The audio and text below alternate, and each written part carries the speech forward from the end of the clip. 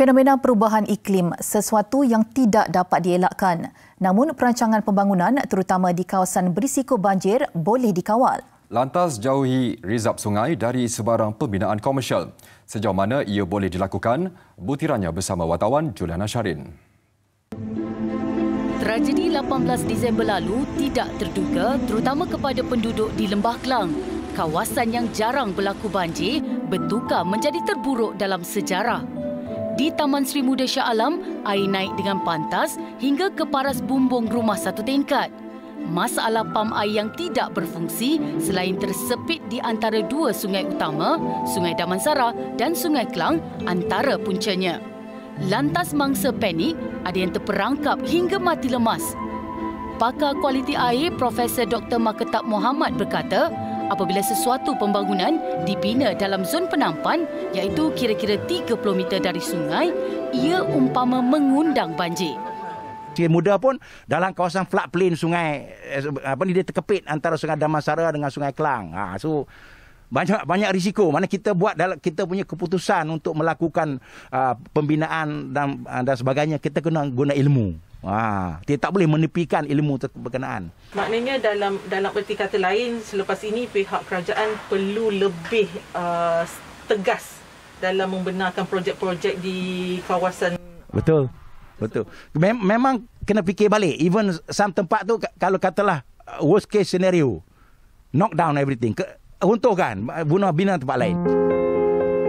Selepas musibah, mangsa banjir ditimpa pula kerumitan membersihkan kediaman dan premis serta terpaksa menanggung kerugian besar.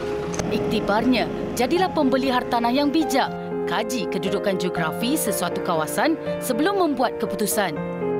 Pendedahan Ketua Pasukan Rasuah Basta, Datuk Usamuddin Yaakob pula mengejutkan. Maklumat diterima, kawasan itu sepatutnya dibina kolam takungan air banjir. Seri Muda tu basically dia punya dalam air itu masuk daripada Sungai Damansara dan Sungai Sungai Kelang tu sendiri. Isunya apabila Sungai Kelang tu dah rendah, air tak boleh keluar. Itu kerana dia punya electronic gate tak boleh dibuka dan sebagainya. Itu yang orang Johor sebut dah lama dah. Air banjir termenung. Cita-cita lama mengatakan kawasan tu sebenarnya memang floodplain dan pada masa yang sama dulu untuk digunakan untuk benda lain. Bukan untuk perumahan dan sebagainya. Itu maknanya salah tempat. Nada sama turut disuarakan Fellow Kanan Pusat Pelestarian Alam Sekitar dan Sekuriti Air IPSA UTM Profesor Dr. Zulkifli Yusof. Pembangunan mapan seharusnya menjadi topik utama merangka strategi jangka panjang dan bukannya hangat diperkatakan apabila berlakunya banjir. Perlu ada pertimbangan sama ada mahu mengejar keuntungan singkat atau berdepan kerugian lebih besar. Kalau ekonomi nak bercakap tentang dollar and sen, kita kena buat betul-betul kajian apa keburukan, apa faedah pembangunan di kawasan dataran banjir. Saya yakin dia punya keburukan lebih besar. Bila kita calculate yang tangible atau intangible sekali, maknanya kos ketara dan kos tak ketara. Ketara macam untung yang company dapat. Tapi tak ketara tu bila banjir, kerosakan, psikologi, harta benda, kematian, itu tak ternilai. Dengan memandang ke timur, beliau menyarankan konsep back to nature diguna pakai.